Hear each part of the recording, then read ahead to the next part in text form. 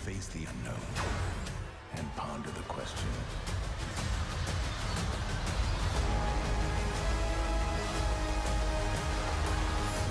What if? तो भाइयों बहनों और दोस्तों, कैसे हो? फाइनली वो सीरीज़ आ गई है जिसके लिए मैं मार्वल की बाकी सभी सीरीज़ से ज़्यादा एक्साइटेड था। मार्वल की व्हाट इफ सीरीज़। अब देखो, कुछ लोगों का रिएक्शन ये होगा कि भाई ये क्या कार्टून बना दिया है और एनिमेशन सिर्फ बच्चों के लिए होता है। और अगर आप इस कैटेगरी में आते हो जिन्हें लगता है कि animation is only for kids, तो एक काम करो, आप इनमें से कोई भी एक देख लो। आपको आइडिया लग जाएगा कि animation is not only for kids, वो बड़ों के लिए भी होता है। तो अब आते हैं व्हाट इफ पर कि ये आखिर है क्या। तो याद है जब लोकी सीरीज़ के एंड में हमने देखा था कि मल्टीवर्स फिर से एग्जिस्टेंस में आ चुका था, तो इतनी सारी रियलिटीज़ और इतनी सारी ब्रांच टाइमलाइंस के बीच एक, क्या कहूँ, कुछ रियलिटीज़ व्हाट इफ सीरीज़ की भी बनी थी। तो व्हाट इफ बेसिकली है क्या? व्हाट इफ हमें एमसीयू के मेन टाइमलाइन में हुए इंपॉर्टेंट इवेंट्स की दूसरी पॉसिबिलिटीज़ दिखाता है। मतलब फ़र्ज़ करो कि क्या होता अगर टोनी स्टार्क टेररिस्ट से किडनैप होता ही नहीं और उसको किलमॉन्गर ने बचाया होता। तो अगर ऐसा होता तो स्टार को कभी रियलाइज़ ही नहीं होता कि उसके जो वेपन्स हैं वो टेररिस्ट इस्तेमाल कर रहे हैं, उसका हृदय परिवर्तन कभी नहीं हो पाता। और क्या पता किलमॉन्गर के बचाने के बाद वो किलमॉन्गर के साथ मिल के वकांडा पे अटैक कर दे। तो ऐसे ऐसे अजीब चीज़ें हो सकती हैं। तो ऐसे ही एक सवाल का जवाब हमें व्हाट इफ के पहले एपिसोड में मिलता है कि क्या होता अगर स्टीव रॉजर्स को सुपर सोल्जर सीरम नहीं मिला होता और वो पेगी कार्टर को मिला होता। अब एपिसोड की स्टार्टिंग में हम सबसे पहले वॉचर की आवाज़ सुनते हैं जो सही में कमाल की थी, और वो बोल रहा होता है हम लोग से कि टाइम, स्पेस और रियलिटी एक लीनियर पाथ नहीं होती, और किस तरह हमारा एक छोटा सा डिसीजन एंडलेस रियलिटीज़ को जन्म दे सकता है। अब सच कहूँ, वॉचर का ये नरेशन सुनने के बाद मुझे ऐसा रियलाइज़ हुआ कि ये मैंने पहले भी कहीं देखा हुआ है। मैं समय हूँ। इसके बाद हम ये देखते हैं कि वॉचर कैप्टन अमेरिका का थोड़ा सा ब्रीफ बताता है कि किस तरह वर्ल्ड वॉर 2 के टाइम में जब नाजीज अपने आर्मी को हर जगह फैला रहा था, उसी वक्त एलाइज ने सुपर सोल्जर बनाने का डिसीजन लिया, और उस टाइम पे एक ब्रुकलिन का स्किनी सा लड़का जाके कैप्टन अमेरिका बनता है। लेकिन किसी दूसरे यूनिवर्स में एक छोटे से चेंज की वजह से, एक छोटे से डिसीजन की वजह से एक पूरा नया सुपर हीरो हमें मिलता है। तो हम दूसरे यूनिवर्स में भी यही देखते हैं कि किस तरह स्टीव रॉजर्स को ही सुपर सोल्जर सीरम मिलने वाला होता है, लेकिन उस टाइम पे जब पेगी कार्टर से पूछा जाता है कि आप बूथ में ज़्यादा कंफर्टेबल रहोगी तो आप वहाँ जाके बैठ जाओ, लेकिन वो मना कर देती है क्योंकि उनको स्टीव के साथ रहना होता है। बस यही वो पॉइंट था जहाँ पे कहानी बदल जाती है। इसके बाद हाइड्रा का आदमी वहाँ ब्लास्ट कर देता है, जिसके वजह से अफरा तफरी मच जाती है, और उसके बाद वो इंसान स्टीव रॉजर्स को भी गोली मार देता है और सुपर सोल्जर सीरम ले जा रहा होता है। लेकिन उसी वक्त पेगी कार्टर आती है और उस इंसान को गोली मार देती है। अब सीन कुछ ऐसा है कि स्टीव रॉजर्स वहाँ सुपर सोल्जर सीरम नहीं ले सकता क्योंकि उसको गोली लगी हुई है, और ये जो प्रोग्राम है वो खतरे में है क्योंकि ये नाउ और नेवर वाला सीन है, दोबारा ऐसा कुछ होना पॉसिबल नहीं है। तो पेगी कार्टर डिसाइड करती है कि मैं जाऊंगी, मैं सुपर सोल्जर सीरम लूंगी। लेकिन यहाँ पे एक टाइम आता है जहाँ हावर्ड स्टार्क से भी कहा जाता है कि तुम सुपर सोल्जर सीरम ले लो, लेकिन हावर्ड स्टार्क मना कर देता है ये कह के कि मुझे यहाँ बटन दबाना है, मुझे बटन प्रेस करना है। और finally super soldier serum Peggy Carter को मिल जाता है। पेगी कार्टर के सीरम लेने के डिसीजन की वजह से कुछ लोग उनसे खुश नहीं थे, क्योंकि ऑब्वियसली उनको चाहिए था एक पूरी आर्मी सुपर सोल्जर्स की, लेकिन उनको मिलेगी तो वो भी एक लड़की। स्टीव रॉजर्स को भी कुछ ऐसा ही फेस करना पड़ा था, लेकिन वहाँ यहाँ केस उससे भी बदतर है क्योंकि एक लड़की है और डिस्क्रिमिनेशन आप जानते ही हो, एंड मोर ओवर वो एक फील्ड एजेंट नहीं थी। फिर हम देखते हैं ये वाला सीन, और ऐसा सिमिलर ही सीन एवेंजर्स में भी था। इसके बाद अपने पतले वाले स्टीव रॉजर्स अपने दोस्त के बारे में बताते हैं, बकी के बारे में बताते हैं, और उसको ये भी समझा रहे होते हैं किस तरह उनको अभी स्माइल करना पड़ेगा, इंटरव्यूज़ देने पड़ेंगे और वो परफॉर्मेंस करने पड़ेंगे, जैसे स्टीव रॉजर्स को भी करना पड़ा था पहले वाले पार्ट में। इसके बाद हम देखते हैं ये वाला सीन जिसमें रेड स्कल आता है टेसरैक्ट लेने। अब ये वाला सीन थोड़ा सा डिफरेंट है क्योंकि मूवीज़ में रेड स्कल को पहले ही टेसरैक्ट मिल जाता है, लेकिन यहाँ पे टेसरैक्ट इन लोगों को पेगी कार्टर की सुपर सोल्जर बनने के बाद मिला है। और यहाँ मूवी से एक और बात जो डिफरेंट मिली वो ये थी कि यहाँ पे हावर्ड स्टार्क और पेगी कार्टर को पहले ही पता है टेसरैक्ट के बारे में। अब सिंस इन दोनों को पता है कि टेसरैक्ट क्या है और उसकी पावर को रेड स्कल किस तरह यूज़ कर सकता है, तो वो लोग डिसाइड करते हैं कि हम जाएंगे और वहाँ से टेसरैक्ट उठा लेंगे, चुरा लेंगे। इसके बाद हम वो वाला सीन देखते हैं जिसमें हावर्ड स्टार्क पेगी कार्टर को उसका कॉस्ट्यूम देता है जो वो पहनने वाली थी परफॉर्मेंस करने के लिए, लेकिन वो उनमें थोड़े से अपग्रेडेशन कर देता है और उसके साथ साथ वो उनको वो शील्ड भी दे देता है। अब गौर फरमाओ, ये जो शील्ड है वो कैप्टन अमेरिका की शील्ड से थोड़ी सी डिफरेंट है। क्योंकि पेगी कार्टर यूएस की नहीं थी, वो ब्रिटिशर थी, इसीलिए उनके शील्ड पे ब्रिटिश फ्लैग का सिंबल है। इसके बाद हम वो वाला सीन देखते हैं जिसमें पेगी कार्टर अकेले ही पूरी की पूरी एक हाइड्रा टोली को उठा के पटक के तहस नहस करके उनसे उनका टेसरैक्ट और साथ में डॉक्टर जीमो को उठा के ले आती हैं। अब जब हावर्ड स्टार्क को टेसरैक्ट मिल गया है तो सोचो वो उससे क्या बनाता है। वो हाइड्रा स्टॉम्पर बनाता है जो काफ़ी हद तक मार्क 1 से मिलता है। अब क्या पता अगर हावर्ड स्टार्क को टेक्नोलॉजी दी जाती तो वही सबसे पहला आयरन मैन बनता। इसके बाद हम देखते हैं कि स्टीव और पेगी मिलकर एक प्लान बना रहे होते हैं ताकि वो बकी और उसके साथियों को बचा सके हाइड्रा के कब्जे में से। और उसके बाद हम देखते हैं कुछ कूल एक्शंस। अब सच कहूँ एनिमेशन है इसीलिए इतना हो पा रहा है, क्योंकि रियल लाइफ में इसको पुल ऑफ करना काफ़ी ज़्यादा मुश्किल हो जाता है। हम देखते हैं किस तरह पेगी कार्टर इतने आराम से इतने सारे लोगों को धुन दे रही हैं। फिर ये वाला भी सीन आता है जो कैप्टन अमेरिका में भी सिमिलर टू सिमिलर ऐसा ही एक सीन था।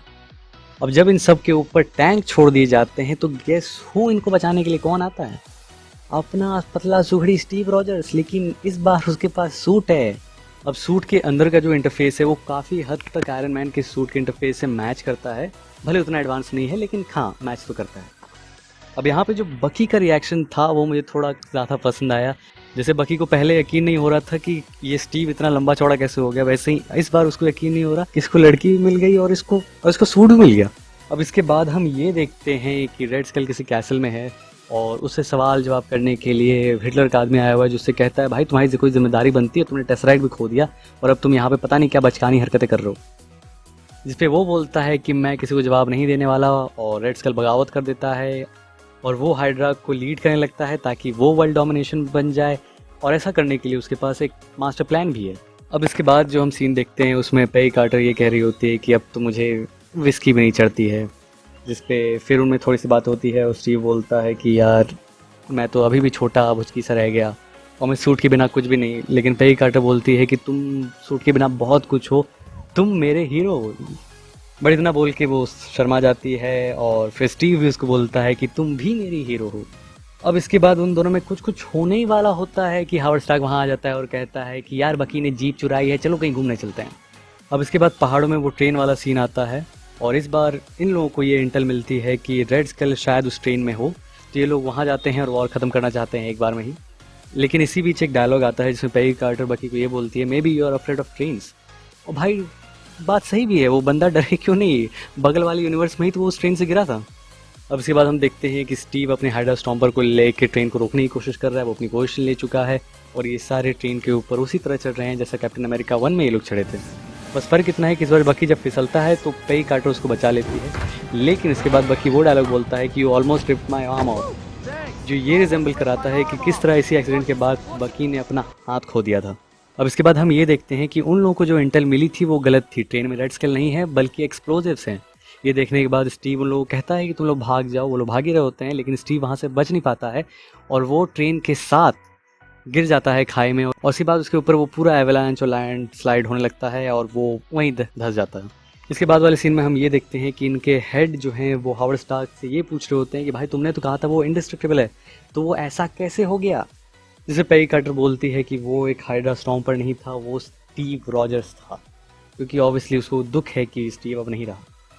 इसके बाद वो जीमो से पूछताछ करने जाती है, जिसके पर वो बोलता है कि मैं कुछ नहीं बताऊंगा, लेकिन अगले पल ही वो सब बक देता है। और इसके बाद हम ये देखते हैं कि पेगी कार्टर और उनकी पूरी टीम जिसमें बकी है, हावर्ड स्टार्क है, कर्नल है, वो सब मिल के ये डिस्कस कर रहे होते हैं कि किस तरह हाइड्रा को रोका जाए। रेड स्कल किसी कैसल में है और वो कुछ बड़ा करने की कोशिश कर रहा है। अब इस सीन में हम ये भी देखते हैं कि पेगी कार्टर किस तरह सबको मोटिवेट कर रही होती है, सिमिलर टू स्टीव रॉजर्स जैसे सबको बताता है और मोटिवेट करता था। बैकग्राउंड में कैप्टन अमेरिका वाला म्यूजिक बज रहा होता है। इसके बाद सब रेडी हो जाते हैं कि हाँ स्टीव के खातिर हम जाएंगे और रेड स्कल और पूरे उस कैसल को तबाह करके रखेंगे। लेकिन जब हावर्ड स्टार्क से पूछा जाता है तो हावर्ड स्टार्क बड़े प्यार से कहता है कि देखो मैं मुक्कामारी करने वाला लड़का नहीं हूँ, मैं तो एक नॉर्मल सा इंसान हूँ, नॉर्मल सा साइंटिस्ट हूँ। जिस पर पेगी बोलती है come on we need someone to push the buttons. इसके बाद वाले सीन में हम ये देखते हैं कि सब लोग जाते हैं उस कैसल पर अटैक करने के लिए और बड़े ही सफाई से सबको मार काट के तोड़ फोड़ के ये लोग कैसल के अंदर घुस जाते हैं। फिर ये लोग आपस में डिवाइड हो जाते हैं, जिसमें पेगी और हावर्ड जो है वो ऊपर जाते हैं और बकी और बाकी उसकी पूरी टीम नीचे जा रही होती है। अब इसके बाद वाले सीन में हम रेड स्कल को देखते हैं जो टेसरैक्ट की वजह से एक पोर्टल बना रहा होता है और इस पोर्टल की मदद से वो एक ऐसे क्रीचर को इस दुनिया में लाना चाह रहा है जो किसी अलग डायमेंशन से है, जो पूरा का पूरा शहर तबाह कर सकता है एक बार में। रेड स्केल इसको चैंपियन ऑफ हाइड्रा बोलता है और हॉट स्टार्क इसको मॉन्स्टर बोलता है। मे बी ये वही मॉन्स्टर है जो हाइड्रा के लोगों में भी है। अब जब कार्टर और स्टार्क वहाँ पहुँचते हैं तो रेड स्केल उनको बड़े प्यार से कहता है कि देखो देखो ये क्या है, यही है चैंपियन ऑफ हाइड्रा। लेकिन इतना बोलने के बाद ही उसके मॉन्स्टर उसी को दबोच के मार देते। अब इसके बाद वाले सीन में हम ये देखते हैं कि बकी और उसके दोस्तों को हाइड्रा स्टॉर्म पर मिल जाता है कहीं बेसमेंट में, और उसके साथ ही साथ वहाँ पे स्टीव भी पड़ा हुआ रहता है। बकी बोलता है बाकियों से कि चलो मदद करो मुझे इसको यहाँ से ले जाने में, लेकिन स्टीव मना कर देता है, कहता है कि मुझे नहीं, मुझे वापस सूट में जाना है। स्टीव सूट के अंदर जाता है, वो जनरेटर से पावर लेता है, लेकिन ऑब्वियसली ये टेसरैक्ट तो है नहीं जो उसको पूरी तरह से चार्ज कर सके। तो जितनी पावर रहती है वो उतनी ही पावर के साथ वो निकल पड़ता है पेगी के पास। अब इसके बाद वाले सीन में हम ये देखते हैं कि जो चैंपियन ऑफ हाइड्रा है वो पगला चुका है, वो सब कुछ तबाह कर रहा है और किसी को जिंदा नहीं छोड़ रहा है। और जिस रेट से वो कर रहा है, पेगी कार्टर को डर है कि ये पूरा का पूरा यूरोप खा सकता है। इसके बाद हम देखते हैं कि हावर्ड स्टार्क ये कहता है कि मैं शायद पोलैरिटी को चेंज करके इस मॉन्स्टर को जहाँ से आया था वहीं भेज सकता हूँ, लेकिन उसके लिए मुझे पहले उस कंट्रोल्स के पास जाना पड़ेगा। एक बार जब वो वहाँ पहुँचता है तो उसको पता चलता है कि वहाँ पे सब चीज़ तो जर्मन में लिखी होती है। अब हमें यहाँ पे इस चीज़ का प्रूफ मिल जाता है कि टोनी स्टार्क के लक्षण ऐसे क्यों थे। उसके लक्षण अपने पापा से बिल्कुल मैच करते थे। हावर्ड स्टार्क कहता है कि मैं एक जर्मन लड़की को डेट कर रहा था, लेकिन उसने मुझे जर्मन नहीं सिखाई, इसलिए मुझे समझ में नहीं आ रहा है कंट्रोल का मतलब क्या है। इसी बीच पेगी जो है एक तलवार लेके उस मॉन्स्टर के टेंटिकल्स काट रही होती हैं और अपनी पूरी फाइट मार रही होती हैं। बट स्टार्क फिगर आउट कर लेता है इसको कैसे भेजना है, और वो भेज भी रहा होता है, लेकिन ये जो अपना चैंपियन ऑफ हाइड्रा है ये पेगी को भी अपने साथ खींचने लगता है। इसी बीच में अपना स्टीव आ जाता है उसको बचाने के लिए। फिर थोड़ी सी फाइट होती है और जो अपना चैंपियन ऑफ हाइड्रा है वो हाइड्रा स्टॉम्पर पे ही हैवी हो जाता है। अब सिंस पोलैरिटी चेंज हो गई है और टेसरैक्ट जो है इस मॉन्स्टर को अपने घर खींच रहा है, लेकिन मॉन्स्टर अपना आखिरी हाथ पैर मारता है और पोर्टल को ही बंद होने से रोक देता है। जिसके बाद अपनी पेगी कार्टर डिसाइड करती है कि वही इस मॉन्स्टर को धकेल धकेल के उस पार पहुंचा देगी। अपना स्टीव आता है मदद करने के लिए, लेकिन सिंस उसका हाइड्रा स्टॉम्पर उतना चार्ज नहीं होता है वो वहीं गिर जाता है। इसके बाद पेगी अपना अल्टीमेट सेक्रीफाइस करती है जो सिमिलर था कैप्टन अमेरिका के सेक्रीफाइस से। कैप्टन अमेरिका मूवी में दोनों का आखिरी कन्वर्सेशन डांस के ऊपर ही होता है, लेकिन इसके बाद पेगी उस मॉन्स्टर को धकेलते धकेलते उस पार चली जाती है और पोर्टल बंद हो जाता है। रह जाता है तो सिर्फ टेसरैक्ट। इसके बाद हम वो वाला सीन देखते हैं जो सिमिलर हमने देखा था एवेंजर्स में, जिस सीन में टेसरैक्ट अजीब बिहेव करने लगता है और जो निक फ्यूरी और हॉकाई हैं वो दोनों वहीं खड़े रहते हैं, उसे देख रहे होते हैं। और मूवी में एक पोर्टल खुलता है जिसमें से लोकी बाहर आता है, लेकिन इस बार इस पोर्टल में से पेगी कार्टर बाहर आती है। निक फ्यूरी कैप्टन कार्टर को पहचान नहीं पाता है, लेकिन हॉकाई उसे याद दिलाता है कि ये तो अपनी पेगी कार्टर हैं, और शो यहीं ख़त्म हो जाता है। अब देखो, मुझे ऐसा लगा था कि हर एक एपिसोड स्टैंड अलोन होंगे, लेकिन ऐसा नहीं है। हर एक एपिसोड के बाद कहानी आगे बढ़ेगी और नए कैरेक्टर्स ऐड होते रहेंगे। अब चलो ओवरऑल बात करते हैं इस शो के बारे में। तो देखो, कुछ लोगों को ये शो उतना पसंद नहीं आया होगा क्योंकि कोई इतना बड़ा थ्रेट हमें देखने को नहीं मिला, लेकिन ये तो बस पहला ही एपिसोड था और अभी आगे 8 और एपिसोड्स आने वाले हैं। अभी ये एपिसोड काफ़ी फास्ट भी लगा क्योंकि ऑब्वियसली इन्होंने आधे घंटे के अंदर पूरी कैप्टन अमेरिका दिखा दी एक दूसरे पर्सपेक्टिव से, और अगर हर चीज़ को डिटेल में दिखाते तो शायद हम बोर हो जाते। अब सच कहूँ तो मुझे इसका एनिमेशन काफ़ी अच्छा लगा, और एनिमेशन की ये खासियत है कि जो अच्छे एनिमेशंस होते हैं वो सब के सब थोड़े यूनिक होते हैं। मुझे एनिमेशन सही लगा और सभी एक्टर्स ने अपने कैरेक्टर्स को आवाज़ दी, सिवाय स्टीव रॉजर्स के। अगर ये लोग शो को हिंदी में भी रिलीज़ कर देते आज ही तो काफ़ी ज़्यादा सही रहता। बट एनीवे, एंड में हम ये देखते हैं कि वॉचर हम लोग से कह रहा होता है कि वो इन सारे यूनिवर्सेस को, इन सारी पॉसिबिलिटीज़ को ऑब्जर्व करता है, but he can not and he will not interfere in this. अरे हाँ, वॉचर से मुझे याद आया कि वॉचर का एक मैसेज है आपके लिए। I observe all that transpires here, and I believe that you can, and you will subscribe to this channel, for I am the Watcher. तो अगर आपने वॉचर की बात सुन ली तो प्लीज़ चैनल को सब्सक्राइब कर लो, और हाँ, मैं मिलूंगा आपसे अगले वीडियो में। Till then bye, take care.